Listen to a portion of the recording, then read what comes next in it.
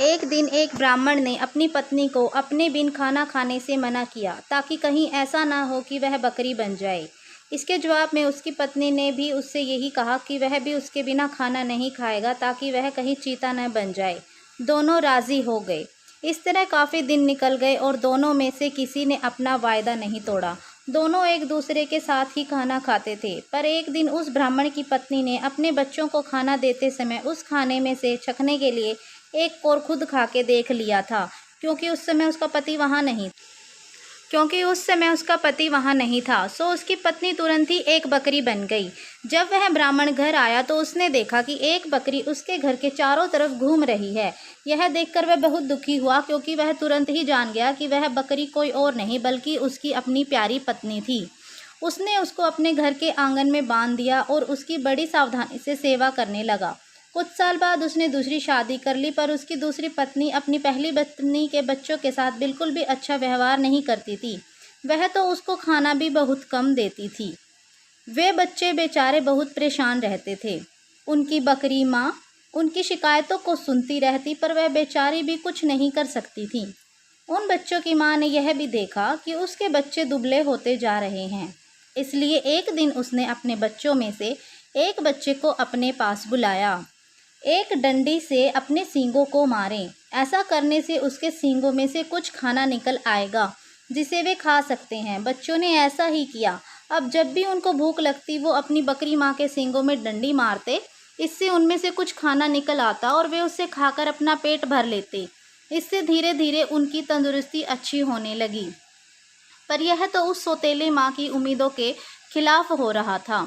उसके सौतेले बच्चे तो बजाय दुबले होने के और ज़्यादा तंदुरुस्त होते जा रहे थे, जबकि वह खुद उनको बहुत कम खाना देती थी। वह उनको इतना तंदुरुस्त देखकर बहुत ही ताज्जुब में पड़ गई कि यह सब कैसे हो रहा था। कुछ समय बाद उस ब्राह्मण की दूसरी पत्नी ने एक एक आँख की बेटी को जन्म दिया। वह अपनी उस कानी बेटी को बहुत प्यार करती थी और उसकी किसी भी ज़रूरत को तुरंत ही पूरा करने को तैयार रहती थी, जिसको वह समझती थी कि वह उसको चाहिए। कुछ दिनों बाद जब वह लड़की काफ़ी बड़ी हो गई, चलने फिरने लगी, बोलने चालने लगी, अच्छी तरह बात करने लगी, तो उसकी माँ उसको दूसरे बच्चों के साथ बाहर खेलने के लिए भेजने लगी। उसने अब उसको यह भी कहा कि वह अपने बड़े भाई बहनों पर निगाह रखे कि वे कब और कैसे खाते पीते हैं। लड़की ने कहा ठीक है। वह लड़की उनके साथ सारे दिन रही और उसने वह सब कुछ देखा जो उसके साथ हुआ। यह सुनकर कि बकरी उसके सौतेले बच्चों को खाना दे रही थी, वह दूसरी पत्नी बहुत गुस्सा हुई। उसने तय कर लिया कि वह उस बकरी को जल्दी से जल्दी मरवा देगी। फिर एक दिन उसने बहाना किया कि वह बहुत बीमार है और अपने इलाज के लिए एक हकीम को बुलवाया।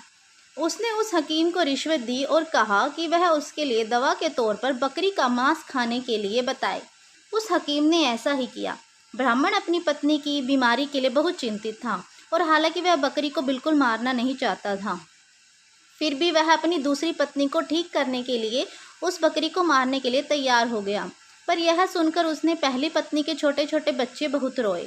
वे बहुत दुखी होकर अपनी बकरी माँ के पास गए और उनको जाकर सब बताया कि उनकी माँ ने कहा, मेरे प्यारे बच्चों रो नहीं, जो ज़िंदगी में जी रही हूँ ऐसी ज़िंदगी से तो मर जाना अच्छा है। रो नहीं, मुझे तुम्हारे खाने को लेकर कोई दुख नहीं है, क्योंकि अगर तुम मेरा कहा करोगे तो खाना तो तुमको उसके बाद भी मिलता रहेगा। मेरे मरने के बाद तुम लोग मेरी हड्डियाँ इकट्ठी कर लेना और उनको किसी ऐसी जगह दबा देना जहाँ उनको कोई ढूंढ ना सके। फिर जब भी तुमको भूख लगे तो तुम वहाँ आ जाना, तुमको वहाँ खाना मिल जाएगा। उस बकरी ने उनको यह सलाह बड़े समय से दी थी, क्योंकि जैसे ही उसने अपनी बात खत्म की और उसके बच्चे वहाँ से गए कि तभी एक कसाई अपना बड़ा सा चाकू लेकर वहाँ आ पहुँचा और उसने उस बकरी को मार दिया। उस बकरी के शरीर को टुकड़ों में काटकर पका दिया गया। ब्राह्मण की पत्नी ने उस बकरी के मांस को खाया, पर बच्चों को केवल हड्डियां ही मिली। बच्चों ने उन हड्डियों का वही किया जो उसकी बकरी माँ ने उनसे करने को कहा था। उन्होंने उनकी हड्डियां एक ऐसी जगह दबा दी जहां उन्हें कोई ढूंढ नहीं सकता था।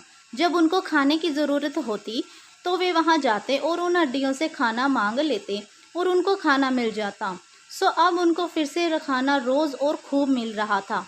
अब वे भूखे भी नहीं रहते थे। उनकी तंदुरुस्ती फिर से ठीक होती जा रही थी उस बकरी के मर जाने के कुछ समय बाद ब्राह्मण ने पहली पत्नी की एक बेटी पानी के नाले में अपना चेहरा धो रही थी और उसकी नाक की लौंग खुल गई और पानी में गिर गई।